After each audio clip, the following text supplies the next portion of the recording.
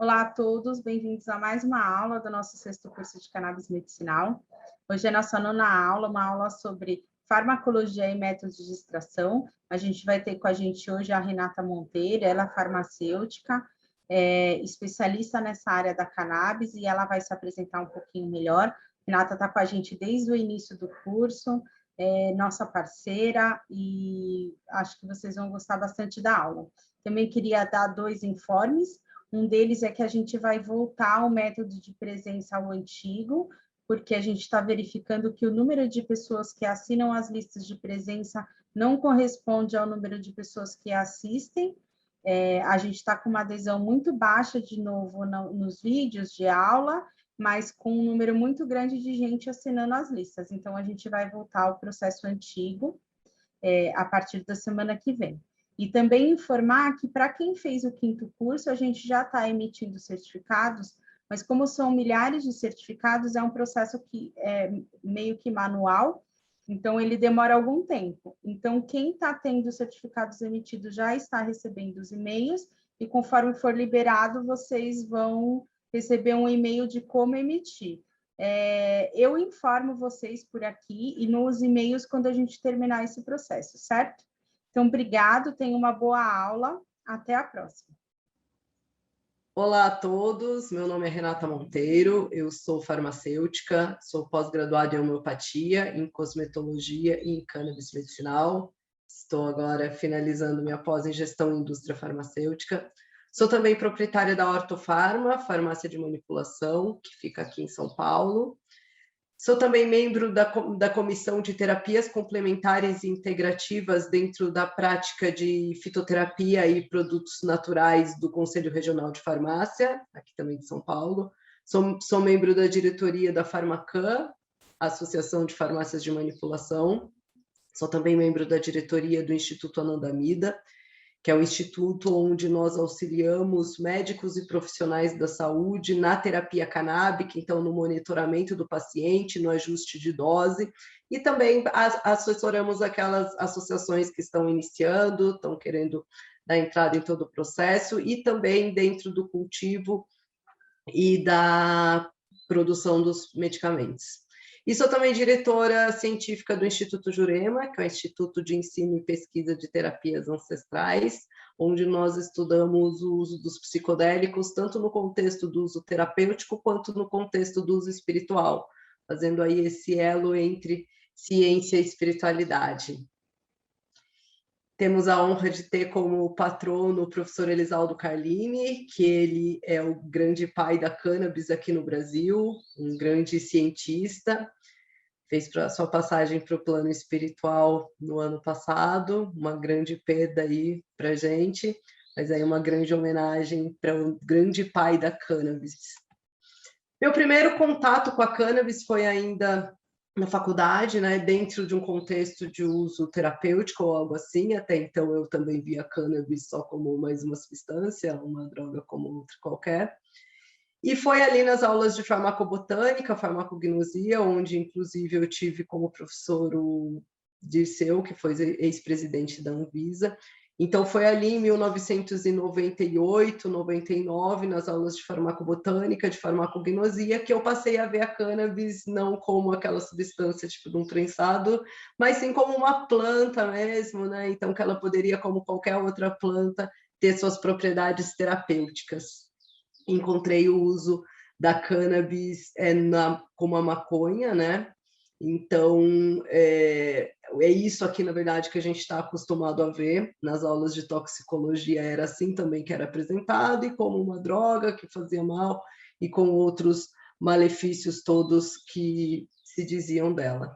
Por volta do ano 2000, eu encontrei a cannabis no contexto do uso espiritual também, então ali eu já tinha visto que ela era uma planta que tinha suas propriedades terapêuticas, e foi no ano de 2000 que eu passei a ver a cannabis também dentro de um contexto do uso espiritual. E ali eu vi ela sendo utilizada já de uma forma terapêutica também dentro da redução de danos, onde eu auxiliava muitas pessoas no uso de substâncias, então reduzindo na utilização de crack, álcool, cocaína e outras substâncias. Então foi meu primeiro contato da cannabis também dentro de um centro religioso. E foi em 2001, nas aulas de farmacognosia, onde eu tive também a honra de ter com o professor Bukit, um grande mestre aí da farmacognosia, que eu vi que realmente a planta tinha um grande potencial terapêutico e já estava sendo bastante utilizada. E em 2012, no CREMESP, no Conselho Regional de Medicina, foi o primeiro simpósio que aconteceu, então eu desde 2001 eu comecei a estudar cannabis no contexto do uso terapêutico e no contexto do uso espiritual, e em 2012, nesse evento que aconteceu no CREMESP, aqui em São Paulo, que eu vi que, na verdade, em outros países ela já estava sendo amplamente utilizada, ela não só poderia ser utilizada, como ela já vinha sendo utilizada e que nossos ancestrais já utilizavam há milhares de anos. E foi também ali nesse evento, em 2012, que aconteceu no Conselho Regional de Medicina, aqui de São Paulo, pelo professor Zoad, que eu escutei pela primeira vez a pronúncia pelo nome de cannabis e não cannabis. Ele apresentou como a forma correta, mas mais para frente, com o meu grande professor, grande mestre Elisaldo Carlini, ele também tinha adotado esse nome de cannabis, e foi aí que eu fui verificar qual pronúncia estava correta.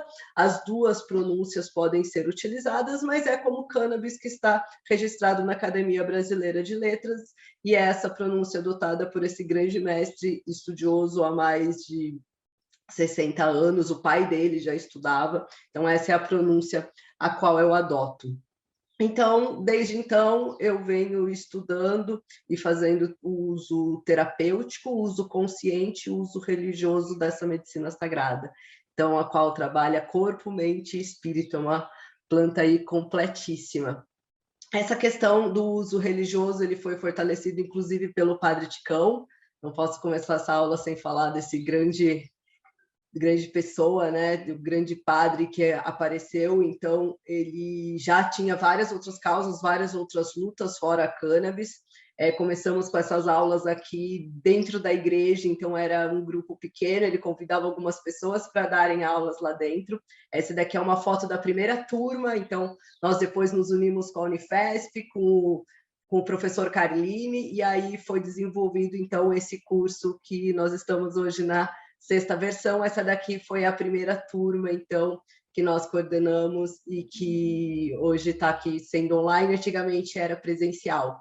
E foi também dentro desse Salão São Bento, dentro da igreja da paróquia, né, de Hermelino Matarazzo, onde o padre Ticão, além do uso terapêutico, ele também defende o uso religioso da cannabis. Então, ele faz, inclusive, a missa, então a primeira missa da Erva Santa, onde ele defende também o uso da Santa Maria, então a cannabis sendo utilizada no contexto do uso religioso. Então ali naquela missa que aconteceu no dia 6 de dezembro de 2020, então trouxemos depoimento de pacientes e também cantamos hinos de Santa Maria.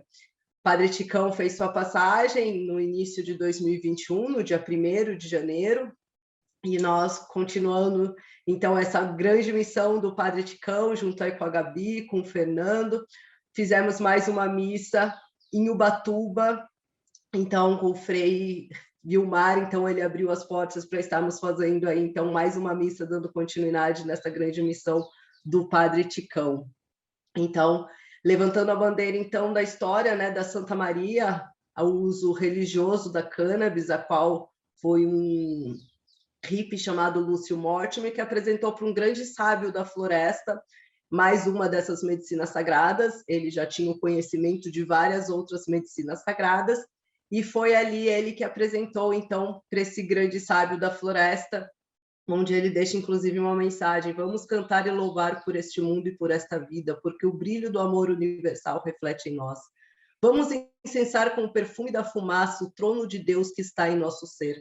Viva Santa Maria, que brotou da terra para nos confortar e ensinar a ser irmãos, congregados no propósito da harmonia e prosperidade. Que todos saibam consagrar esta força. Ela será um atalho precioso em nossa jornada rumo ao divino. Essas daqui são as frases do Lúcio Mortimer, o qual apresentou para esse grande sábio da floresta essa planta, e ele falou que ele já tinha tido um sonho onde um anjo vinha com um galho verde, com essa planta na mão, e falava que com essa planta também se curava, com essa planta também alimentava o amor no nosso coração, então ela trazia mais luz para os nossos caminhos se nós soubéssemos utilizar ela da forma correta. Então essas foram as mensagens dele. E hoje, então, e aí eu gostaria também de pedir a todos aqueles que possam trazer testemunhos do uso, aqueles que fazem uso também do uso ritualístico religioso, que é um direito, né, conforme está na Lei 11.343, que possam estar enviando depoimentos de vídeos ou por escrito dessas bênçãos recebidas, também além do uso terapêutico, também pelo uso espiritual. Então, como esse grande sábio da floresta já dizia, então é com essa planta também se cura e também traz mais amor para o nosso coração. Então, é uma grande planta sagrada. Então, é uma planta que brotou da terra, né? Então, é uma planta como outra qualquer, inclusive a primeira Bíblia foi escrita com essa planta, e é uma das primeiras plantas a serem domesticadas pelo homem. Então, ela veio da evolução, né? Então, desde o final da Era Glacial, então, aproximadamente há 12 mil anos, os homens tiveram os primeiros contatos com essa planta e eles domesticaram ela.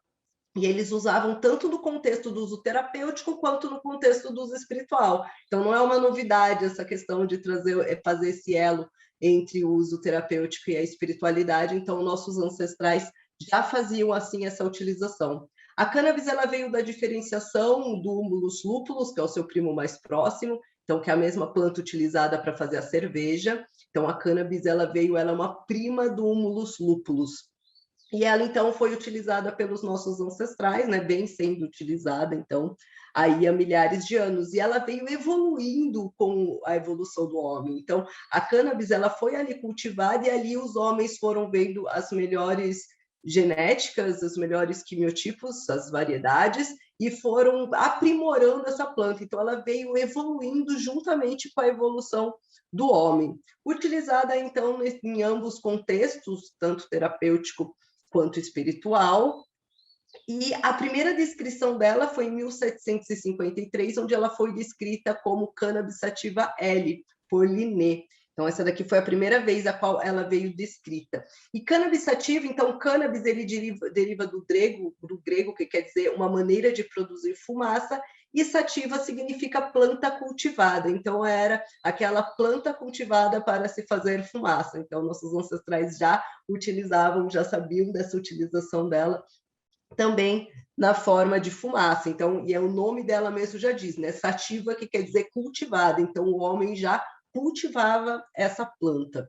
E existem vários outros nomes dessa planta: jamba, ganja, caia, green, bucha, marihuana, baseado, erva maldita, enfim, existem inúmeros nomes. E também existe um nome que é bastante polêmico, que é o nome maconha, que tem aqueles que não gostam de maconha, falam, eu uso extrato de CBD, eu uso canabidiol, mas não fala maconha. Mas esse nome, inclusive, já esteve presente na Farmacopeia Brasileira, primeira edição, até 1929. Então, ela esteve ali presente nessa farmacopeia como uma planta, inclusive com o nome de maconha, e já trazendo todas as suas propriedades terapêuticas e benefícios que ela tem. A cannabis, então, como qualquer outra planta que brotou da terra, então ela tem uma única classificação científica, então existe uma única espécie, que é a cannabis sativa, e existem as subespécies, que são as variedades dessa cannabis sativa. Então, tem a cannabis sativa índica, cannabis sativa ruderalis, cannabis sativa afeganistã, e existem várias outras variedades de cannabis também. Elas têm diferença, então existem controvérsias entre autores, de acordo com essa classificação, porque elas realmente têm algumas diferenças. Então, a cannabis sativa ela tem as folhas mais finas, os arbustos maiores, com menos ramificações. A índica tem as folhas mais densas, elas têm mais ramificações, elas são mais baixas. Temos também a ruderalis, também conhecida como cânhamo, que tem uma alta concentração de fibra e ela independe do fotoperíodo, vocês já devem ter visto isso na aula de cultivo. E ela, então, é conhecida como cânhamo. Ela é mais baixa e ela tem poucas ramificações. É como qualquer outra planta, então ela passa por um processo de germinação, ela passa pela fase vegetativa e ela passa pela fase reprodutiva. E é na fase reprodutiva onde nós vamos colher os frutos para a produção do nosso remédio. Como estamos falando da produção de remédio, então, geralmente, nós não utilizamos a fase da germinação. Então, nós tiramos um clone daquela planta para que ela seja igual, tanto na questão de genótipo, quanto na questão de fenótipos. Então, é a partir do clone que nós tiramos para garantir que a cada lote sempre tem a mesma concentração dos princípios ativos. Muitos conhecem, então, essa imagem, que é a imagem da folha da maconha, mas, na verdade, não é na folha da maconha onde nós encontramos a maior concentração de princípios ativos. Então, onde nós encontramos são na infrutescência partenocárpica. Então, aqui, são nesses frutos que nós encontramos os princípios ativos que nós queremos utilizar para a produção do remédio. As folhas, na maioria das vezes, elas acabam sendo dispensadas ou utilizadas numa outra função, como nós vamos ver mais para frente. Antigamente eram chamados de flores, mas foi feito um estudo e foi mostrando que realmente são frutos e não flores. Até existem as flores, mas as flores estão presentes na planta macho. E aonde nós temos essa formação de tricomas, que é onde tem os princípios ativos da planta, ele se encontra, então, nos frutos partenocárpicos da planta fêmea. Então, apenas na planta fêmea que nós temos a maior concentração de princípio ativo. E essas infrutescências partenocárpicas, né, elas têm vários quimiotipos, que são as cruzas daquelas variedades índica, sativa, ruderalis. Então, existem mais de 3.000 tipos de variedades de quimiotipos diferentes, isso registrados, fora aquelas que não existem registros, e cada uma realmente tem características diferentes, tanto no seu perfil de canabinoides, quanto de terpenos, flavonoides e vários outros compostos, que estão presentes aqui dentro do tricoma. Então, é aqui dentro desses tricomas, que são essas glândulas secretoras que ficam na camada cuticular, que nós encontramos a maior concentração dos princípios ativos, e é aqui que nós encontramos os canabinoides. Então, aqui, como vocês podem ver, então, existem vários compostos, não é apenas canabinoides, como vocês podem ver até, inclusive, é uma quantidade bem pequena de canabinoides na planta, existem vários outros compostos nessa planta, e esses compostos todos, eles interagem entre si, que é o que nós chamamos de efeito comitiva, onde eles vão potencializando a ação um do outro ou inibindo algum efeito colateral. Isso é uma característica não só da cannabis, mas sim dos fitoterápicos em geral, que é o que nós chamamos de efeito entourage. Então, dentro desse efeito comitivo, então, nós temos os flavonoides. Então, existem aproximadamente cerca de 20 flavonoides diferentes na cannabis. Então, eles são os metabólitos secundários. Então, eles são produzidos para proteger a planta. Então, essa é a função principal desses metabólitos secundários. E eles são responsáveis pelas características organolépticas da planta, em especial pela cor. Então, toda aquela coloração avermelhada que se encontra ali nas plantas, isso é devido à presença dos flavonoides, os quais também têm ação terapêutica, e, inclusive, eles são potentíssimos antioxidantes, além de outras ações terapêuticas que eles podem fazer no organismo, como anti-inflamatório, hormonal, anti-hemorrágica, antialérgica, previne contra o câncer, desintoxica o organismo e tem várias outras atividades terapêuticas. Aqui um exemplo de alguns outros flavonoides. Então, os flavonoides também estão presentes em outras plantas. Um flavonoide bastante conhecido é a quercetina, utilizada para quem tem trombose, entre outras ações. A silimarina, para quem tem problema no fígado. Então, são flavonoides também presentes na cannabis e que nós encontramos em outras plantas. E temos alguns flavonoides que são específicos da cannabis, como canaflavina A, canaflavin B e canaflavin C. A canaflavin C ela foi extraída um pouquinho mais para frente, mas na década de 80 foi feito um estudo onde extraíram a canaflavina A e B e viram que ela era 30 vezes mais potente do que a aspirina, e sem todos os efeitos colaterais da aspirina. Então, aqui um grande ação, né? Então, uma grande ação terapêutica sendo dos flavonoides e nem dos canabinoides. E não só os flavonoides fazem parte desse efeito comitiva, potencializando a ação, mas também os terpenos. E os terpenos, inclusive, têm uma ampla ação terapêutica, além também de ser responsável pelas características organolépticas, principalmente pelo sabor e pelo aroma. Então, todo aquele cheiro que nós temos característico, então, cheirinho de maconha, esse cheiro é devido aos terpenos, que são aqueles óleos essenciais da planta, que estão presentes também em outras plantas, não só na cannabis. E os terpenos, além de ter essa ação terapêutica, entre outras ações terapêuticas que ele tem, uma grande importância dele é a sua ação na modulação dos canabinoides. Então, ela faz, são os terpenos que vão modular essa ação e ajudar na absorção e mandar para o sangue. Então, eles têm assim, uma grande função também dentro do sistema endocannabinoide. Então, aqui esse estudo que foi publicado agora, inclusive, em 2021, então, comprovando essa ação dos terpenos, né? Então, diz os terpenos da cannabis sativa são canabimiméticos e aumentam seletivamente a atividade dos canabinoides. Então, eles vão potencializar ali e modular essa ação dos canabinoides dentro do nosso organismo. Os terpenos e terpenoides, encontramos aproximadamente cerca de 100 terpenos ou terpenoides ali diferentes da planta, eles correspondem a cerca de 1% da planta, então tem todas aquelas outras moléculas, uma parte dela são os terpenos. E nós temos os terpenos, então os terpenos eles são constituídos pela união de 5 átomos de carbono. E quando essa molécula ela é oxidada, então quando ela passa por esse processo de oxidação, que pode ser um processo de secagem, de cura, ou eles serem modificados pela própria presença do oxigênio, então ele sofre esse processo de oxidação, então é aí que são produzidos os terpenoides. Então nós temos essas duas classificações, então aqueles que passam, quando eles passam pelo processo de oxidação, então nós não encontramos mais os terpenos. Então os terpenos nós vamos encontrar, na sua maioria das vezes, na planta in natura, que ela não passou pelo processo de oxidação, e eles também são extremamente voláteis, então temos que tomar bastante cuidado na hora da preparação. E temos também, dentre os terpenos, nós temos as classificações dos terpenos, como monoterpeno, sesquiterpeno, diterpenos. Então, tem várias classificações de terpenos que é de acordo com a quantidade de moléculas de carbono que são encontradas nesse terpeno, né? Então, por exemplo, o hemiterpeno são 5 moléculas de carbono. Já o sesquiterpeno são 15 moléculas de carbono. Então, cada terpeno ele está ali dentro de uma classificação de terpenos.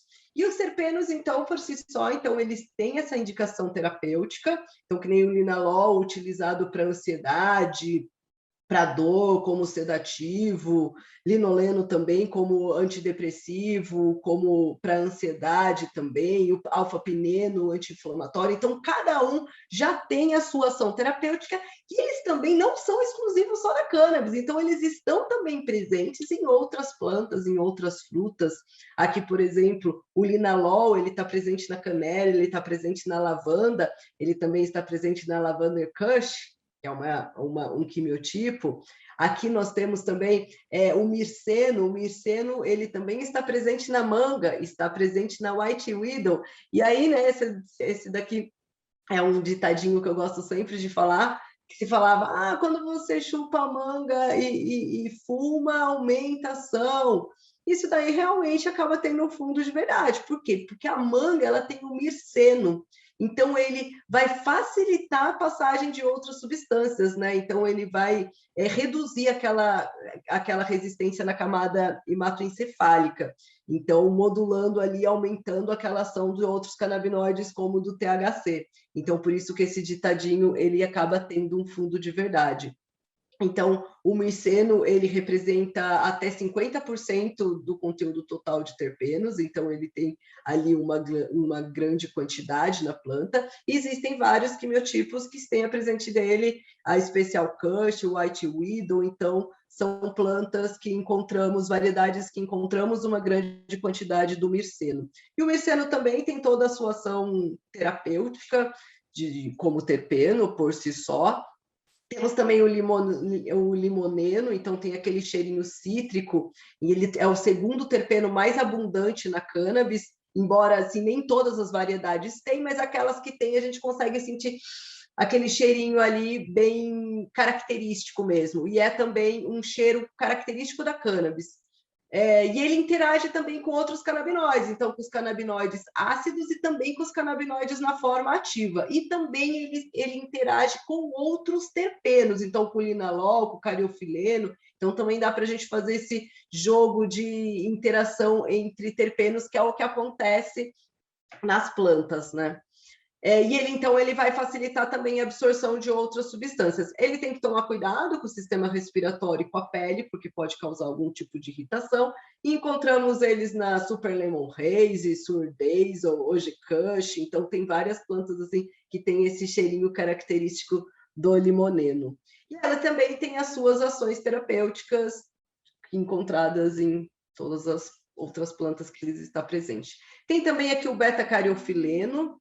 Então, ele é o único terpeno que se liga realmente aos receptores canabinoides, e ele tem ação analgésica e ansiolítica.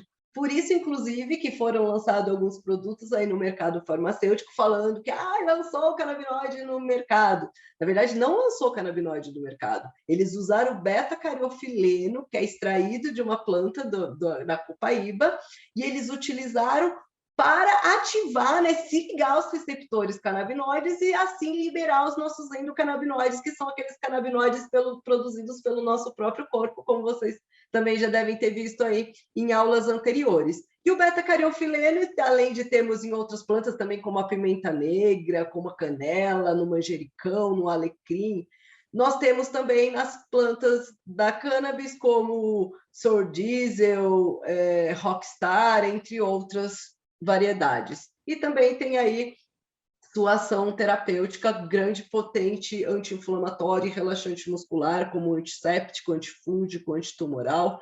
É um grande, principalmente analgésico. Então, tem até esse estudo onde ele foi feito comparando ele com a ação de outros canabinoides. Então, eles tiveram assim uma resposta terapêutica bem interessante e modulando o sistema endocannabinoide. Temos também o muleno, presente também no humo dos lúpulos, então ele tem bastante também ação terapêutica, presente aqui na White Widow, Sour Diesel, várias outras variedades de cannabis.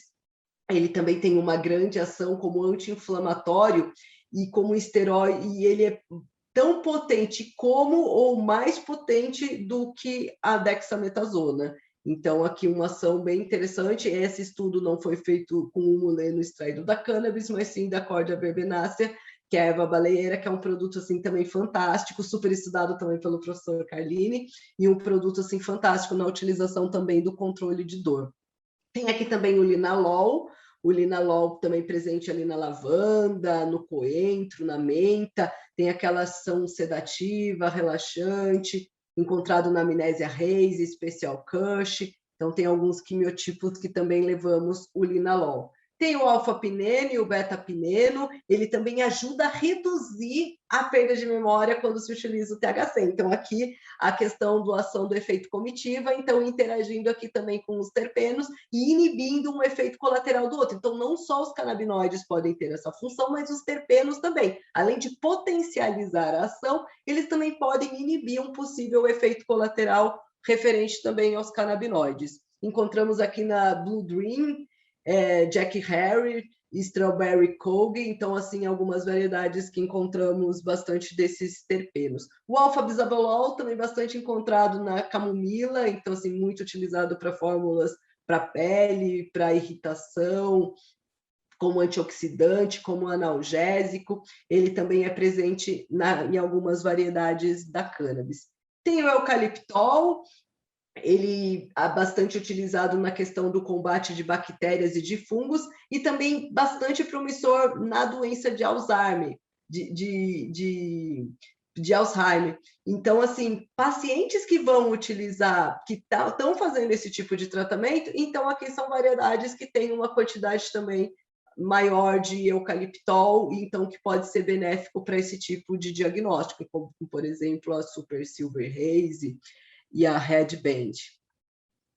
Transnerodilol, também outro, então ele é conhecido com atividade antiparasitária, antifúngica, anticancerígena, também encontrado na melaleuca. Então a melaleuca, quem conhece sabe os grandes benefícios que ela tem nessa questão de antifúngico, antimicrobiano, enfim. Então encontrado aqui também em algumas variedades da cannabis. O canfeno. O canfeno é ele que dá aquele arominha característico da cannabis, então ele é um dos terpenos que quando sentimos o cheiro dele, já sabemos aquele cheirinho ali, esse cheiro parece de maconha, então ele é responsável por esse cheiro. Encontramos bastante canfeno na Ghost OG, Strawberry Banana, Mendocino Purpose. Tem também o borneol, um grande repelente natural, utilizado, né, encontrado também no alecrim, na hortelã, na cânfora, bastante encontrado na Amnésia Haze, na Golden Haze, enfim, outras plantinhas aí também. Tem o gerânio, geraniol, ele é encontrado em limões, no tabaco, nas rosas, ele é bastante neuroprotetor e antioxidante, então aqueles pacientes também que têm problema neurodegenerativo, então um terpeno aí interessante. Encontramos na Amnésia Reishi, Master Kush, Afghani, enfim, algumas variedades. São, na verdade, tipo, cerca de 100 terpenos, aqui eu falei só alguns, que são os que nós encontramos assim, em maior concentração, mas tem outros terpenos também utilizados, né? Os terpenos que dão aquele cheirinho característico da maconha, é o muleno, mirceno, terpinoleno, limoneno, pineno e o geraniol. Então, são aqueles que dão a mais esse cheirinho característico da cannabis.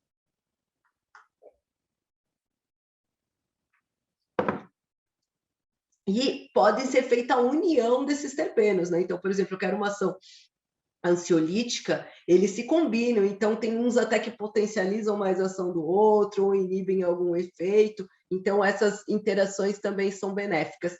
E não temos só flavonoides e terpenoides, terpenos, temos também os canabinoides, né? Então, assim, então, que são a grande diferencial da cannabis. Canabinoides não encontramos em outras plantas. Tem algumas plantas aí sendo estudadas que podem até ser que tenham os canabinoides e principalmente eles ativam o sistema endocannabinoide. Mas hoje nós vamos falar aqui desses canabinoides provenientes da cannabis sativa. O primeiro canabinoide encontrado foi o CBN, provavelmente porque foi uma planta que estava parada num laboratório há muito tempo. Então, ali, devido a esse processo de oxidação, então, quando se passa pelo processo de oxidação, THC se degrada em CBN. Então, foi o primeiro canabinoide descrito, em 1942 o CBD, 1964 o CBG e o THC, e 1966 o CBC, e depois disso, mais cerca de 179 canabinoides vêm sendo descritos e encontrados até hoje. E esse número tem crescido.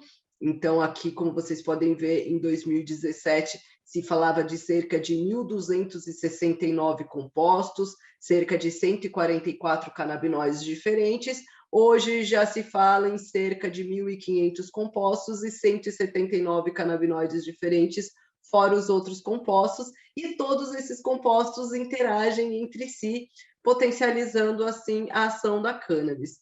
E entre os canabinoides, então, nós temos os canabinoides ácidos, que são os canabinoides os quais nós encontramos na planta in natura. Todos eles têm ação terapêutica. Quando ela passa pelo processo de descarboxilação, que é o processo de aquecimento, nós encontramos outros canabinoides, que são os canabinoides na forma ativa. E quando ela passa pelo processo de envelhecimento, nós encontramos ainda outros canabinoides que também têm ação terapêutica, como é o caso, por exemplo, do CBN, que foi o primeiro canabinoide a ser encontrado. Por quê? Porque era uma planta já mais velha, então tinha passado pelo esse processo de oxidação, então ele tinha transformado em CBN. O CBN, o que ele faz? Dentro do efeito comitiva, ele também potencializa a ação do THC. Por isso que quando se deixa a planta no processo de cura, lógico que não pode deixar muito grande esse processo de cura, mas o que ela faz? Ela THCA, ele se transforma em CBN, e o CBN faz o que? Ele potencializa a ação do THC. Por isso que, passado alguns tempos de cura, aquela planta, quando a pessoa vai utilizar, sente que ela está mais potente devido a essa ação do efeito comitiva. Então, aqui para vocês poderem ver de uma forma mais simples, então aqui, o primeiro canabinoide a ser formado é o CBGA. Do CBGA, devido a algumas enzimas, né? Então, eles são degradados e são formados os outros canabinoides. É a partir daí que vem o THCA, o CBDA, o CBCA, vários outros canabinoides, os quais, quando passam pelo processo de aquecimento, é aí que nós vamos encontrar delta-9-THC, THCV, entre outros canabinoides. E quando ela passa pelo processo de cura, que nós vamos encontrar ainda outros canabinoides, como o CBN, delta-9-THC, entre outros canabinoides. Então, aqui é para vocês verem um pouquinho do processo de descarboxilação, que é de acordo com o processo de aquecimento. Então, acontece uma reação química na qual o grupo carboxílico ele é eliminado de um composto na forma de dióxido. Então, é isso que acontece no processo de descarboxilação, que é o processo de aquecimento. Então, nós temos ali outra molécula. Mas, antes de passar pelo processo de descarboxilação, que é quando a planta está in natura, que nós temos os canabinoides na forma ácida, esses canabinoides também têm uma ação terapêutica. Então, aqui, por exemplo, o CBGA, ele tem uma ação terapêutica para dor, para inflamação, ele inibe ou desacelera a propagação de bactérias. O CBCA reprime o apetite, ele ajuda a perder peso, então tem alguns canabinoides que aumentam o apetite. O CBCA, que é na cannabis in natura, ele inibe esse apetite. Aqui o THCA também, indicado para inúmeras ações terapêuticas, então muito interessante, está fazendo a utilização dele também na forma ácida. CBDA também, várias indicações aqui terapêuticas, muito interessante, está fazendo a utilização dele. Na verdade, muito interessante está fazendo a utilização de todos os canabinoides, né? Assim, tanto na forma ácida como na forma ativa, como nós vamos ver ali um pouquinho mais para frente. O CBG, canabigerol, também, ele inclusive é ele que é o precursor, né, então, dos outros canabinoides, como THC, CBD, CBC, entre outros. Aqui o CBG, que é o canabigerol, ele também não é psicoativo, assim como, na verdade, psicotrópico, né? Assim como o CBD. Ele também vai amortecer as atividades psicotrópicas do THC. Então, que é a ação psicotrópica, é aquela ação indesejada do THC, que é o sentimento de chapação, digamos assim, que é o que a gente chama de efeito colateral, que é o que não é buscado quando se faz o uso terapêutico. Então, o CBG, dentro da ação do efeito comitiva, assim como o CBD, ele inibe esse efeito colateral do THC. E o THC é um grande vilão, que todo mundo fala, ai meu Deus, não, o THC não. O THC é um potentíssimo medicamento, onde ele é muito bom, tanto com ação bactericida, anti-inflamatório, analgésico, como corticoide, ele é 2 vezes mais potente do que a hidrocortisona, imunorregulador, neuroprotetor, regeneração cerebral, ele aumenta a proliferação de neurônios no hipocampo, então ele melhora a memória. Então, aquilo que se falava que vai usar maconha com THC, vai fritar seu cérebro, vai queimar todos os seus neurônios, na verdade já sabe que não, que na verdade, além dele proteger esses neurônios, ele ainda promove a neurogênese, diferente de de várias outras substâncias. Então, por isso que o THC ele é amplamente indicado para várias doenças degenerativas, para Alzheimer, para demência, para esclerose lateral, enfim, para vários tipos de esclerose. Então, ele é amplamente indicado para esses processos, Então, assim, muito do contrário do que se falava que se queimava neurônios, hoje já se sabe que ele traz benefícios para os nossos neurônios. Além de ter uma ampla indicação terapêutica. Então, ele é muito indicado para dor, para câncer, para hipertensão, glaucoma, enfim, várias outras doenças aí, onde, por exemplo, o glaucoma, o CBD não é tão bem-vindo quanto o THC. Então, o THC aí é uma substância bem importante, não só o canabidiol. O canabidiol é o que está no momento, todo mundo hoje fala, eu uso canabidiol, onde a grande maioria das pessoas usa, assim, a maconha, que é a cannabis, a planta toda. Muitas poucas pessoas têm ela realmente aqui, principalmente de modo feito artesanal, ela realmente rica em CBD, a grande maioria é rica em THC, ela tem CBD, assim como tem todos os outros canabinoides, mas uma concentração diferente. E o canabidiol, então, o que acontece? O canabidiol é uma das moléculas da cannabis, mas para a indústria acaba não sendo tão importante, porque a cannabis não dá para ter patente, porque ela é uma planta. Então, o que a indústria farmacêutica faz? Ela vai lá, ela isola um composto ativo, e isso ela já vem fazendo com várias outras plantas, a cannabis é só uma delas.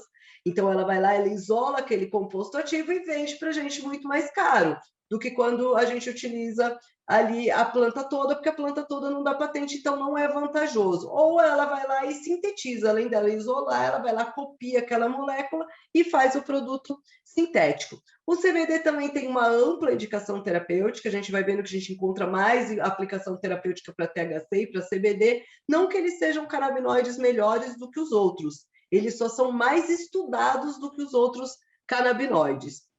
Então, o CBD aqui, então, ele é ação, né, antidepressivo, é uma grande ação dele, e aqui o mais importante é a redução na ansiedade no vício. Então, aquilo que se falava que ele era uma porta que a cannabis era uma porta de entrada para outras drogas, hoje em dia a gente já sabe que, na verdade, ela é uma porta de saída para outras substâncias. E uma das indicações dele, então, é para a ansiedade, para o vício, então ele reduz essa vontade, essa fissura do usuário. Quando ela é utilizada junto com THC, ela se torna um antioxidante ainda mais forte do que a vitamina C e vitamina E, então acaba sendo interessante essa interação entre eles, não apenas aquele canabinoide isolado. Ele vai ter ação terapêutica? Vai, mas quando ele é utilizado em conjunto com todos os outros compostos, nós encontramos uma ação terapêutica muito melhor. Então, aqui, o CBD também, né? Não só o CBD, o THC também tem essa ação, o THC, desculpa, de citotóxico nas células cancerígenas, onde eles atacam as células que estão danificadas e protegem, preservam as células sadias, diferente do que acontece com a quimioterapia. E aqui falando, então, da questão dele modular também a ação do efeito psicotrópico, aquele efeito de euforia, de ansiedade, ou qualquer outro efeito colateral do THC, quando utilizamos junto com o CBD, conseguimos minimizar esse efeito colateral. Temos aqui também o CBC, ele também não tem ação psicotrópica, assim como o CBD, e ele é um potente antifúngico e bactericida, muito bom para problemas também de uso tópico. Temos aqui o CBC, também com uma grande ação terapêutica. Temos o THCV, que esse também ajuda a perder peso. Então, se a planta é rica em THCV, não vai aumentar o apetite. Então, não vou dar uma planta rica em THCV para aquele paciente, por exemplo, que eu preciso aumentar o apetite dele. Então, por isso que é importante conhecer qual é a variedade, qual é o quimiotipo que está sendo utilizado na preparação daquele remédio. Temos aqui também o CBDV, também, que também não tem ação psicotrópica. Então, ele também ajuda bastante na questão de epilepsia. Temos o CBN ele tem aquele que forma após o processo de envelhecimento, e o CBN, ele é um produto, então, da degradação ali do THC, né? Então, é ele que é formado ali após aquele processo de envelhecimento da planta. E ele é bastante utilizado para problemas de imunidade e também para o sono. Então, quando eu vou fazer um remédio que o paciente, eu preciso melhorar a qualidade do sono ou melhorar a imunidade desse paciente, é importante também ter atenção nesse processo de cura na hora de estar preparando. E ele também tem aqui uma ampla indicação terapêutica, não apenas essas que eu citei. O CBN, então, ele vai potencializar a ação do THC, então essa daqui é a questão mais importante dele. Então, além dele ter a ação dele, ele também vai potencializar a ação do THC. Por isso que ele é bastante utilizado também em casos de dor. Então, ele conta com essa ação do efeito comitiva, potencializando tanto para a dor quanto para o sono.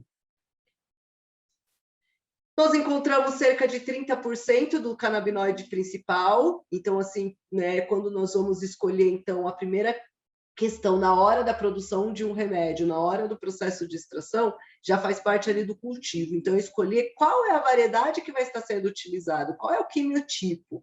Então, nós vamos tomar por base qual? O canabinoide principal. Então, eu quero um remédio com perfil rico em CBD. Então, esse é o canabinoide principal. Ali vão ter todos os outros canabinoides, terpenos e flavonoides, e vocês viram a importância de cada um deles. Então, cada um deles tem sua ação terapêutica quando é utilizado sozinho, e temos a ação dele potencializada quando ele é utilizado no efeito comitiva, seja com canabinoides, terpenos ou flavonoides.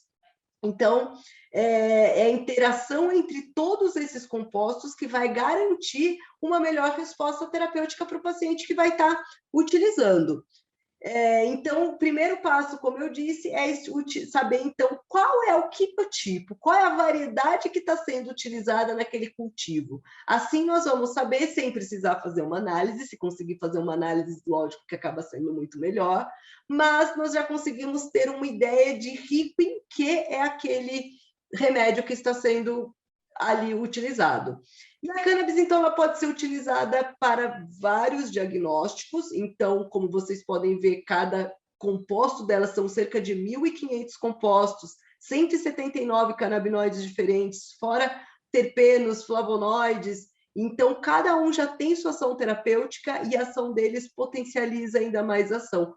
Por isso que a cannabis é utilizada para praticamente todas as doenças. E além de ser uma planta riquíssima em compostos, nós também temos no nosso organismo o nosso sistema endocannabinoide. Então, que vocês já devem ter tido aí uma aula sobre o sistema endocannabinoide, onde a doença, ela deriva de uma deficiência na produção de endocannabinoides no nosso organismo. Então, quando nós temos uma doença ou quando nós vamos ficando mais velhos, existe uma deficiência na produção desses endocannabinoides, e é por isso que nós temos que entrar com os fitocannabinoides da planta para poder regular esse sistema endocannabinoide. Então, regulando esse sistema endocannabinoide, nós regulamos várias ações do nosso corpo, e aí nós temos a saúde, o bem-estar e a qualidade de vida. E para a preparação desse remédio, então, nós vamos primeiro ter que saber qual é o quimiotipo utilizado, e aí nós vamos escolher qual é o método de extração mais indicado para aquele paciente.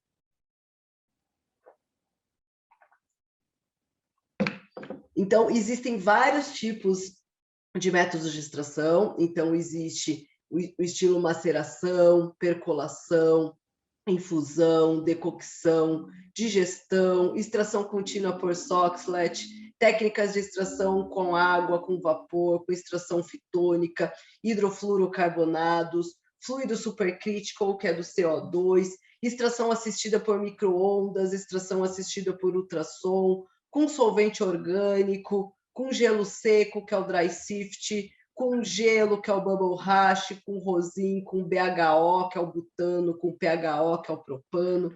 Então, existem aí vários métodos de extração, uns mais complexos e outros menos complexos. Alguns desses métodos de extração são utilizados mais a nível industrial, dentro de um laboratório. Então, é dessa forma que é feito, com aparelhos caríssimos, onde acaba sendo assim algo impossível, até mesmo para associações, que é um conjunto de pessoas que se unem para estar produzindo ali de uma forma mais acessível aquele produto. Então, geralmente, consegue-se mais a nível industrial, não vamos nos atentar muito a nível industrial, vamos falar mais de técnicas mais caseiras, onde vocês podem estar fazendo em casa com toda a segurança. Então, aqui é dentro de uma aula, então eu dou algumas aulas agora na pandemia, está um pouco parado, mas sobre as técnicas mesmo, através de cultivo de pacientes que têm o habeas corpus, então, para estar ensinando outros pacientes a como realmente estar fazendo esse remédio dentro de uma padronização, dentro de uma qualidade, mesmo não tendo aqueles aparelhos caríssimos, sofisticados da indústria farmacêutica e das universidades para estar podendo fazer um processo de extração, em casa dá para estar se fazendo também esse processo de extração, garantindo qualidade, segurança e procedência daquele remédio utilizado pelo paciente. Então, só basta o paciente seguir os procedimentos operacional padrão, que é aquilo que nós precisamos seguir para quê? Para que aquele remédio sempre saia igual a cada lote, porque senão o que acontece? Cada lote eu vou ter um remédio diferente. Então, se cada vez, como vocês viram, existem vários compostos ativos na cannabis, e existem inúmeras variedades. Então, cada variedade vai resultar num produto final diferente. Então, a gente começa já lá, tendo que escolher qual é a genética. Então, e não só a genética da planta, mas sim o fenótipo da planta, que é o quê? Aquela planta, os canabinoides, os terpenos e os flavonoides, todos iguais sempre, não só baseado no índice de qual canabinoide ali tem maior prevalência. Então, por isso que nós utilizamos a partir de um clone. Então, esse processo ele é feito a partir de um clone para que se garanta não só o genótipo, mas também o perfil do fenótipo a cada lote. Por que isso? Porque, por exemplo, assim, eu mesma, eu tenho 3 filhos com o mesmo marido. Cada um é uma criança diferente. E são filhos do mesmo pai e da mesma mãe, e o mesmo acontece com a cannabis, com as sementes. Então, é a cruza, quando que nasce a semente? Ela pode, lógico, ser, né, produzida ela mesma, de uma forma ali, hermafrodita, ou ela pode ser da cruza de uma planta fêmea com uma planta macho, que ela vai fazer o quê? Então, elas se cruzam, e a partir daquela cruza se formam as sementes. E essas sementes, cada uma vão ter características diferentes, assim como os filhos. Então, por isso que a gente não utiliza a semente, porque a gente não consegue garantir que tem exatamente o mesmo perfil. Então, se utiliza a partir do clone. É importante também saber o cultivo, né? Então, o controle das variações ambientais, temperatura, umidade, sempre na mesma variedade, controle de pragas, que aquele cultivo seja sempre orgânico, porque nós estamos falando da produção de um remédio, então não dá para ele ter vários outros componentes. Então, é importante também conhecer o solo onde está sendo utilizado, se ele não tem metais pesados, que são os metais que vão ficar no nosso organismo e vão trazer prejuízos para a nossa saúde. E a cannabis, ela é tão perfeita que ela faz o quê? Ela tem a capacidade de limpar solo contaminado. Então, toda aquela contaminação que tem no solo, ela vai lá, ela puxa para ela e ela limpa aquele solo e ela purifica o solo. Então, ela é maravilhosa para o meio ambiente. Só que ela vai armazenar nela. Então, se aquele solo não tiver um bom preparo para ser feito aquele remédio, ela vai produzir todas aquelas toxinas, que seja de produtos que se coloca na hora do cultivo, enfim, tudo aquilo que vai ali para a terra, ela vai absorver e vai para o paciente que vai estar sendo utilizado. Então, não adianta a gente tratar um paciente oncológico com algo que esteja cheio de metais pesados. Então, é muito importante conhecer o solo. O tempo também de vegetação, o tempo de frutificação, então, que ela vai estar sendo utilizada, então, para a gente ter perfis de canabinoides diferentes, o tempo de secagem, de cura, o método de extração que vai estar sendo utilizado e qual é a diluição. Então, isso é fundamental, ter isso tudo padronizado. Se o paciente tem isso tudo padronizado, ele consegue também estar fazendo com êxito e qualidade dentro da sua própria residência. Essa daqui é uma foto na UFRJ, com a professora Virgínia, também farmacêutica, onde nós fizemos a primeira extração legal realizada no Brasil. Então, nós fomos para a UFRJ fazer a padronização dos métodos de extração para que os pacientes pudessem sempre estar fazendo da mesma forma e não tivesse essas variações. Nós encontramos, assim, na forma natural, então, o máximo numa planta de THC chega a cerca de 30%, e o CBD cerca de 24%, então esse é o máximo que se encontra numa planta. Então, como eu disse lá atrás, a maior concentração de princípios ativos, então, está no tricoma. Esses tricomas, eles estão em maior concentração no fruto, então na infrutescência partenocárpica, então é ali que nós encontramos a maior concentração de princípios ativos. Então, para a gente ter um produto mais purificado, então nós tiramos todas as folhas grandes, que são aquelas que são conhecidas como folhas em leque, fan leaves. Então, nós retiramos essas folhas, então essas folhas elas não são utilizadas na hora da produção do remédio. Tem pessoas que vão lá, colocam tudo ali na hora de fazer o remédio, inclusive galho, vão pôr tudo. Vai extrair? Vai, lógico, vai fazer um processo de extração, vai ter uma resposta terapêutica, mas aquele produto não está purificado, você vai ter um rendimento maior, porém uma melhor qualidade. Então, é aí que precisa analisar se é um rendimento ou qualidade que quer se obter. Quando se coloca uma grande quantidade de folhas, você vai extrair uma concentração maior de canabinoides, e nem é muito, é uma concentração bem baixa mais que se obtém, mas você também vai extrair outras substâncias, como, por exemplo, clorofila. Ah, a clorofila é ótima para a saúde. Só que ela degrada os canabinoides. Então, aquele produto, conforme ele vai ficar armazenado, com o passar do tempo, vai degradar canabinoides. Por isso que, às vezes, tem paciente que faz o uso do extrato artesanal e fala, na hora que começou a chegar no finalzinho desse frasco, ele já não fazia mais tanto efeito. Por quê? Porque ali tem uma presença maior de clorofila e não só dos canabinoides. Essas folhinhas, que são conhecidas como folhas de açúcar, sugar leaves, é aqui que nós encontramos cada pontinho desse, que parece um pontinho de açúcar, são os tricomas.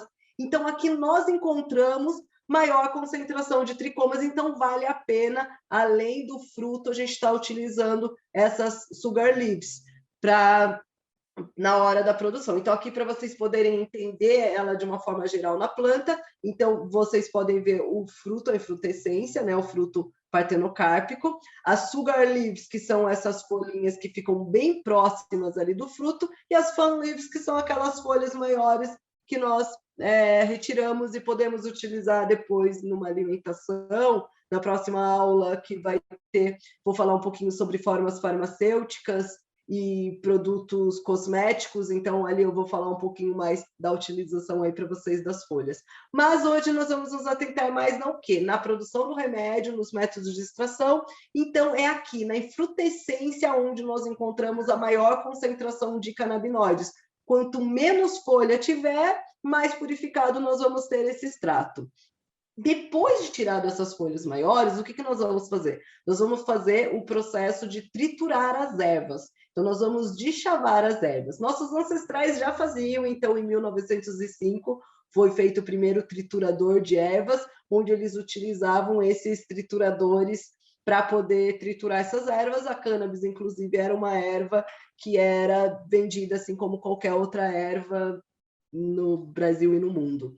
E hoje em dia já temos esses deschavadores a nível industrial, eles um pouquinho menor, né, do que os de antigamente, e um pouquinho mais atualizado. Mas temos também, fora o nível industrial, temos também para fazer em casa. Então, nós podemos pegar um processador para estar triturando, podemos pegar um deschavador, podemos fazer com a tesourinha ou podemos fazer com a mão. O importante é que tenha um mínimo de contato possível. Lógico que se a gente vai fazer um remédio para si próprio ou principalmente de uma forma coletiva, a gente não vai colocar a mão, sempre utilizar uma luva. É muito importante a questão das boas práticas de produção, então a higienização e a paramentação já antes de começar a produzir esse remédio. Então, isso é algo importante que esqueci de falar aqui, ali no começo, mas é o primeiro passo, na verdade, é você higienizar toda a área, fazer toda a higienização, se paramentar para começar a produzir o seu remédio. Então, depois desse processo de trituração, onde você tritura, mas as partículas não podem ficar muito finas, você vai reduzir as partículas para facilitar o processo de extração, mas também não podem deixar elas se transformarem em pó. Depois que nós fizemos esse processo de trituração das plantas, da erva, nós vamos fazer o processo de descarboxilação, que é o processo de aquecimento. Então, o ideal é que seja feito ou na estufa com temperatura controlada ou em um forno. Se for feito nesse forno, é importante ter aqueles relógios para poder medir a temperatura. E essa temperatura é importante não ultrapassar os 110 graus, então ali é mais ou menos um limite daquilo que a gente utiliza, para não degradar canabinoides, porque se a gente começa a aumentar muito essa temperatura, nós degradamos canabinoides e principalmente os terpenos, que eles são altamente voláteis. E quanto mais lento for o processo de descarboxilação, melhor do que mais rápido. Então, o melhor é não muito quente e mais lento. Existe uma tabelinha, uma regrinha, né, que é a regrinha do 110, que se fala em 110 milímetros, então é a espessura que vai ter ali, para 110 graus para 110 minutos. Já tem estudos que se mostram que a partir de 60 minutos não vai descarboxilar mais, então não necessita, propriamente dito, chegar até essa temperatura. Aqui nesse gráfico, como vocês podem ver, ó, a gente vai aumentando a temperatura, nós vamos aumentando a extração do THC. Só que a hora que chega em determinada temperatura, ela faz o quê? Ela degrada esse canabinoide. Então, eu não mantenho ele de uma forma linear. Eu vou extrair ele, já degrada, pronto, perdeu. Então, não é legal a gente aumentar essa temperatura para a gente não degradar esses canabinoides e a gente preservar a maior número de canabinoides, de terpenos e de flavonoides. Então, de acordo com o diagnóstico do paciente, de acordo com a maior concentração de determinado canabinoide, terpeno ou flavonoide que eu preciso presente ali naquele remédio, é a temperatura a qual eu vou escolher para eu estar fazendo esse processo de extração. Então, é importante, isso tudo faz parte da individualidade do tratamento canábico, por isso que cada um tem uma dose, cada um tem um remédio, cada um tem uma extração, então é importante fazer esse tratamento de forma individualizada. Depois que nós fazemos esse processo de descarboxilação, que é o processo de transformar os canabinoides na forma ácida nos canabinoides na forma ativa, nós vamos fazer o processo de resfriamento. Para quê? Para que todas as moléculas possam voltar novamente para a planta e elas não sejam perdidas. E para facilitar também o método de extração, porque o resfriamento, ele só pelo congelado, tem até uns métodos que eles fazem, que eles tipo usam uma sala assim, que é uma sala totalmente congelada, e ali eles ficam tipo só batendo na planta e ela vai caindo assim pela peneira os tricomas. Então, só pelo resfriamento e pela movimentação eles conseguem já extrair esses tricomas. Então, aqui a gente passa pelo processo de resfriamento e depois nós vamos passar pelo processo de extração. Vou falar aqui um pouquinho da extração alcoólica, né? Então, aqui, essa primeira fase é uma fase onde nós fazemos para a grande maioria dos processos de extração, e depois aqui a gente entra para um método assim, um pouquinho mais específico. Aqui, uma extração com solvente orgânico, então nós vamos pegar de preferência o álcool de cereais, ele não é o que tem maior poder de extração, porém ele é o que tem mais segurança, principalmente para ser feito num processo de extração caseiro, onde se utilizar outros tipos de álcool, como, por exemplo, um álcool isopropílico, ele vai ser tóxico para o organismo e vai trazer prejuízos para o paciente. O álcool de cereais tem que tomar cuidado, então, por exemplo, esse método para pacientes que têm problemas neurológicos, que têm problemas psiquiátricos, é um método que tem que se tomar mais cuidado, tem que se fazer um bom processo de purificação para não ter risco de contaminação, porque se deixar o resíduo do álcool, só esse resíduo mesmo, ele pode interferir no tratamento do paciente. Já teve pacientes, por exemplo, que eu atendi, que não conseguia controlar a crise de convulsão do paciente, aí eu pedi para ver o extrato, a hora que eu peguei, era na época ainda tipo de seringa, né, ele não era diluído,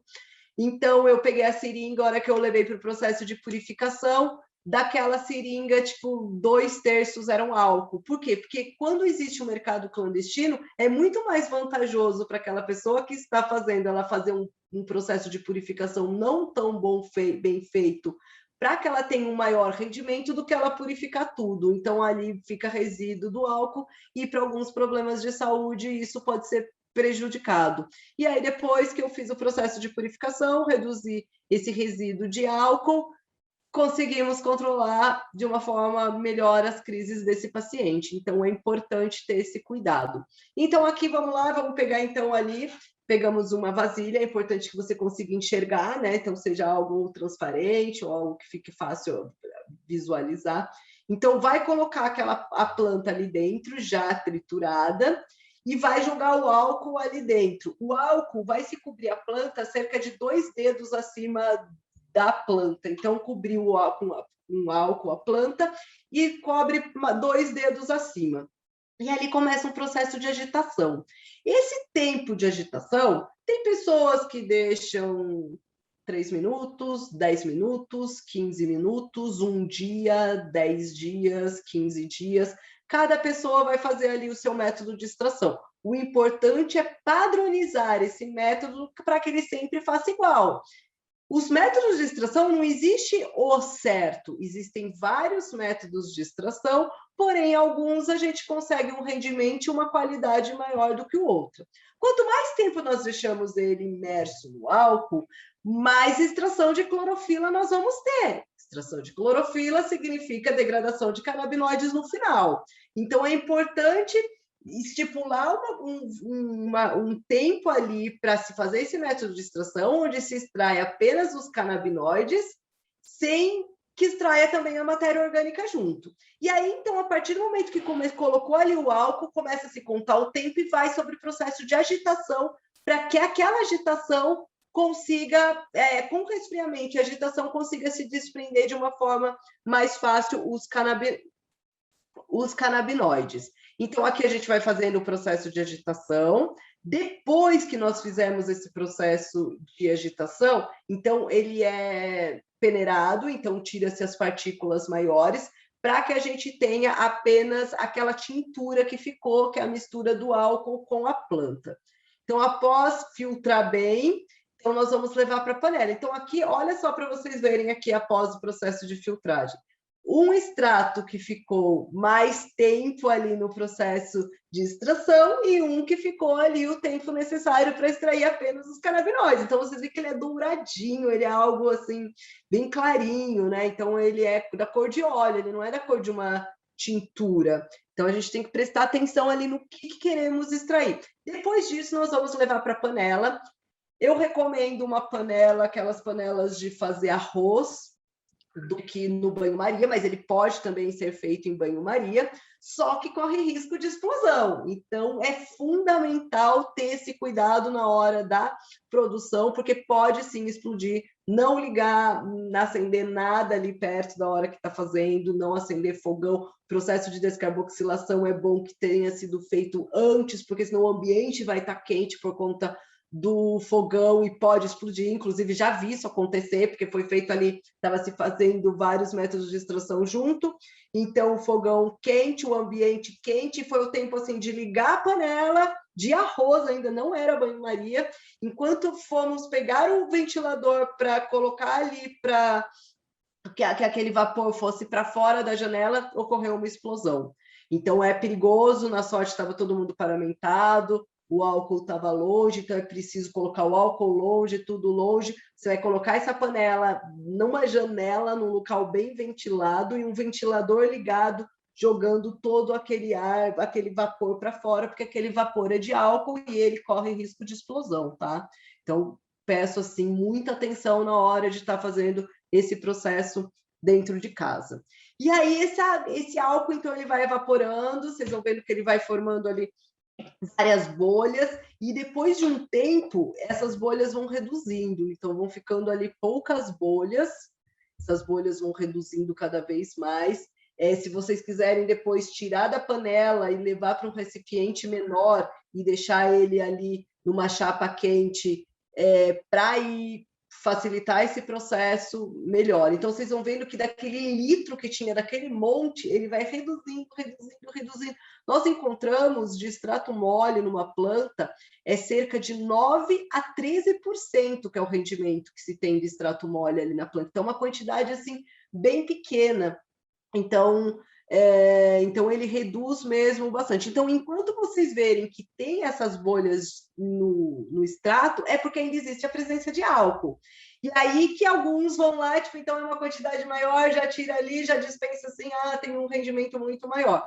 Mas nós vamos reduzir isso até não ficar nada de bolha. Quando se viu que não tem mais nada de bolha, ali nós sabemos que já extraímos todo o álcool e que só temos ali os nosso extrato mole, que é, então, essa resina. Então, isso que é o extrato mole. Então, esse que é o método de extração, conhecido também como Rick Simpson, né, que foi ele que... como é que fala? Ele que trouxe para a mídia, né, assim, que trouxe para o conhecimento da maioria das pessoas esse método de extração. E aí é importante ali, enquanto ele ainda está quente, pegar a seringa e já puxar ele, já fazer a medição para saber o quanto tem, lembrando que depois que esfria, ele endurece, e ele duro é ruim ficar fazendo aquele processo esquenta, esfria, isso tudo a gente vai degradando canabinoides. Então, a gente não pode ter alteração na temperatura. Então, ali puxou com a seringa, viu o quanto tem e já vai fazer o processo de diluição. Antigamente, o pessoal fornecia o extrato mole, a seringa mesmo, isso daqui é um risco para a saúde da pessoa, porque a dosagem não sai correta. Então, você coloca lá 1 grão de arroz pode sair dobro, triplo da dose, principalmente um risco para quando é criança, quando a pessoa não fala. Então, muito complicado estar utilizando ele assim na forma de extrato mole, então recomendo que seja diluído. E aí essa diluição vai ser feita de acordo com a necessidade do paciente. Então, cada paciente, de acordo com o médico, com o farmacêutico, aquele qual acompanha esse paciente no ajuste de dose no monitoramento, ele vai verificar qual é a diluição ideal para estar sendo feita aquele remédio para aquele paciente, onde ele obtém os benefícios sem apresentar efeito colateral. Essa diluição ela pode ser feita em vários óleos de origem vegetal, como óleo de oliva, óleo de girassol, óleo de abacate, de gergelim, de uva. De uva tem que tomar cuidado para animais, então animais, inclusive com dose, com isso tudo, precisa ter um cuidadinho aí diferente, que eles têm uma sensibilidade maior. E é importante colocar o óleo de coco nesse extrato, na hora de estar fazendo essa diluição. Por quê? Porque os outros óleos, eles são veículos inertes. Isso quer dizer o quê? Que ele não tem ação terapêutica. Então, ele é só ali um veículo que vai estar sendo diluído para estar sendo utilizado. Tem que ser oleoso, porque os canabinoides são lipídicos. Então, é importante.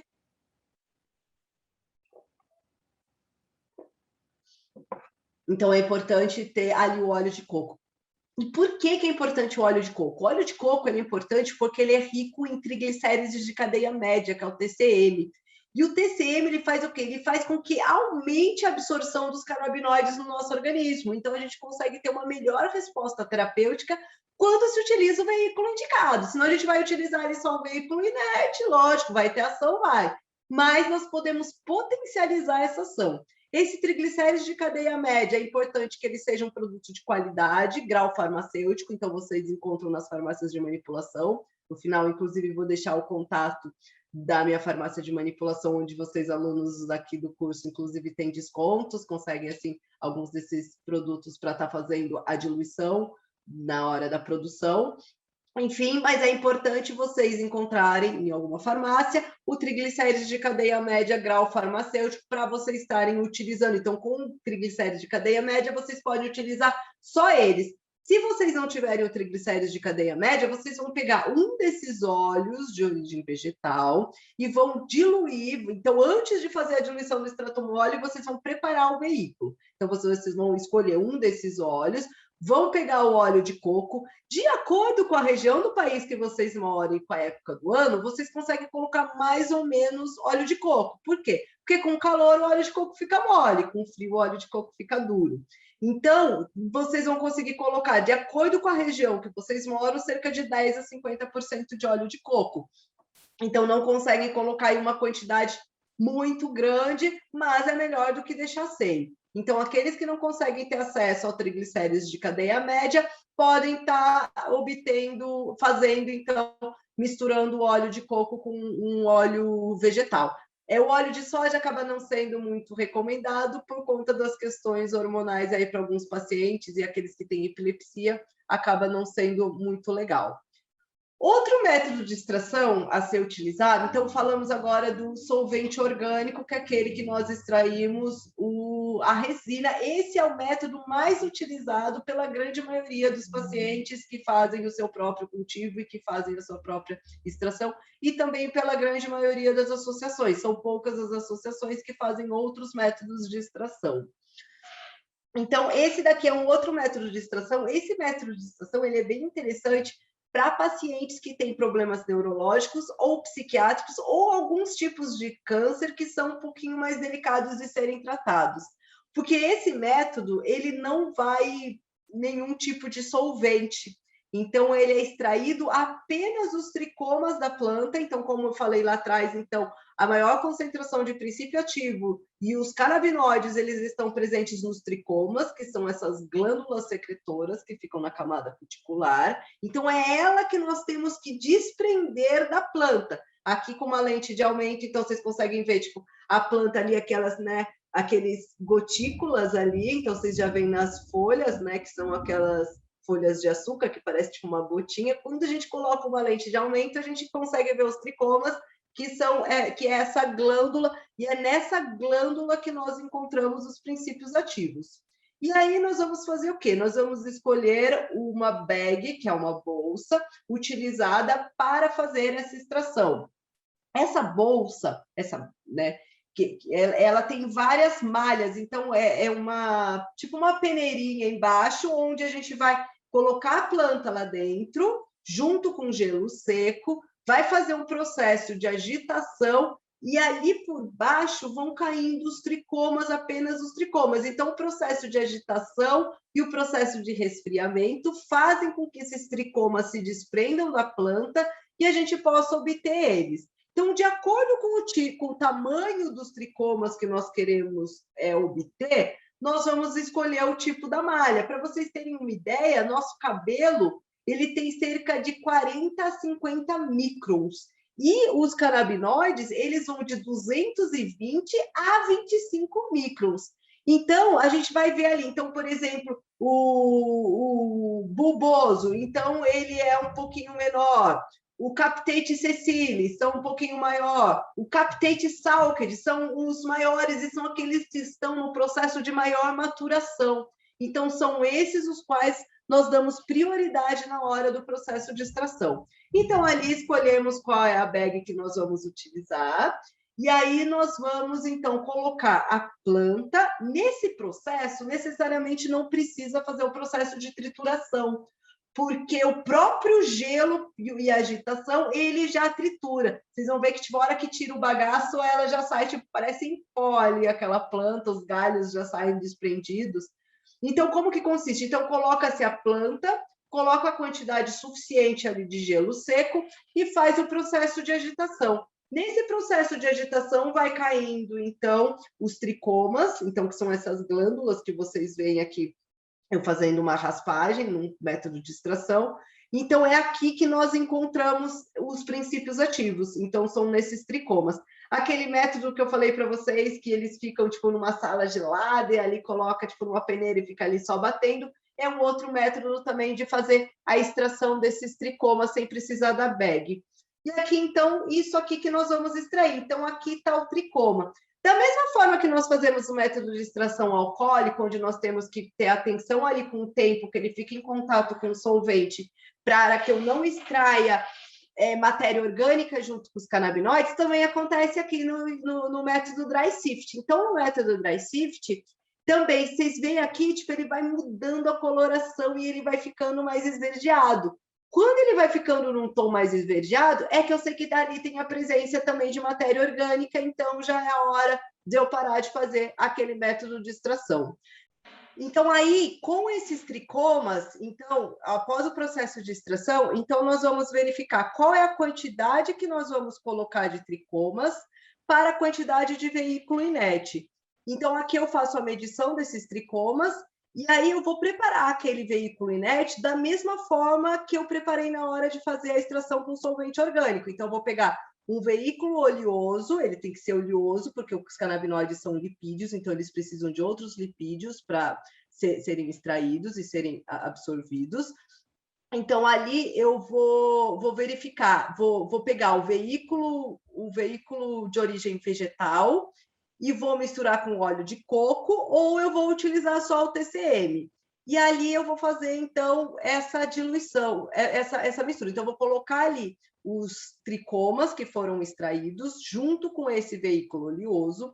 Eu vou levar ele para uma panela de aquecimento, onde essa panela ela vai aquecer e vai agitar ao mesmo tempo, e esse processo de aquecimento e de agitação vai fazer com que essas glândulas se abram e liberem os gotículas de óleo que tem ali dentro, que é onde tem os canabinoides, os terpenos, os flavonoides, e aí depois eu faço um processo de filtragem e retiro os tricomas ali que ficaram, né, as cápsulas que ficam ali onde o óleo dos tricomas ficam dentro. Então é assim que eu faço esse método de extração dry sift. Existe um outro método também, que é o chamado bubble hash, que é um método que é feito com gelo mesmo. Esse método ele não é tão indicado para uso terapêutico, porque como ele é feito com gelo, ali tem água, e se não é feito um processo de secagem muito bem feito, esse remédio ele pode ter contaminação por fungos e bactérias. Então esse é um método que é utilizado quando você vai utilizar aquele produto ali de forma mais rápida, ou até mesmo ele é muito utilizado para a fabricação de haxixe, que se aí depois você vai utilizar ali a cera, vai colocar fogo e ali o que tiver de fungos e bactérias vão ser eliminadas. Então é um método assim não muito indicado para o uso terapêutico, mas consiste no mesmo método. Então eu vou pegar, só que aqui em vez de utilizar apenas uma bag, eu vou utilizar várias bags, onde eu vou pegar um balde, eu vou colocando ali essas bags uma dentro das outras, eu vou pegar algo que possa agitar, pode ser um tanquinho, ou pode ser uma batedeira, enfim, pode ser o que vocês ou com a própria mão. Vou agitar bem ali a erva junto com água e gelo, agito bem. Depois disso, eu vou jogando ali dentro daquele balde com as bags e elas vão filtrando, e ali eu vou tirando também diferentes graus de haxixe, de resina, nesse método Bubble Hash. Um outro método de utilização também é o método do rosin. Esse método também é um método legal para ser utilizado para uso terapêutico, porque ele não tem nenhum tipo de solvente orgânico também utilizado. Então, o método de extração é a partir da prensa e do aquecimento. Então, eu consigo controlar ali a temperatura com essas máquinas aquecedoras para extração. Tem gente que faz ali com a chapinha também, você pode colocar ali com a chapinha. Tem essas, ficou aqui um pouquinho clara na imagem, mas tem umas telinhas que são utilizadas. Essas telinhas, se coloca a planta ali dentro para poder extrair melhor ali a resina, o extrato mole. Então, esse é um outro...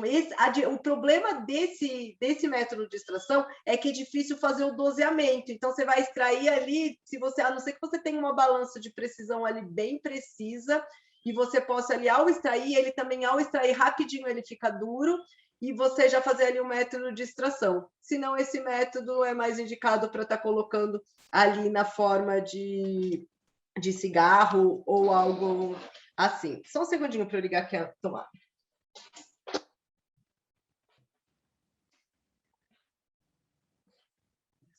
Um outro método de extração, então esse método de extração aqui é um método de extração com CO2, que é o supercritical. Esse método é um método mais a nível industrial. Esse daqui é um dos melhores métodos de extração que existe, porque a gente consegue preservar terpenos, flavonoides, os canabinoides, você consegue fazer assim, uma extração assim, bem purificada. Porém, esses equipamentos são caríssimos, a manutenção dele também caríssima, então é algo assim que a gente não consegue estar fazendo em casa ou via associação, é algo mais a nível industrial mesmo. Mais um método bem interessante. Esse outro método é o método de Soxhlet, extração por Soxhlet. Então, esse método é um método também feito em laboratório, porém com equipamentos assim, um pouco mais baratos do que o CO2 e que a gente também consegue ter uma boa resposta, porém é preciso uma quantidade um pouquinho maior assim, de planta para a gente conseguir extrair ele, não ficar totalmente ali preso nos compartimentos do aparelho de extração. Outro método de extração, que é a extração com butano, BHO ou mesmo PHO. Então, esse método de extração é um método de extração que eu não aconselho para ser feito para uso terapêutico, porque o butano e o propano, eles são altamente tóxicos, então se não fizer um problema de purificação muito bem feito, isso vai cristalizar no pulmão e isso pode levar, inclusive, à morte. Então, é algo que é bastante danoso, principalmente o uso contínuo dessa substância.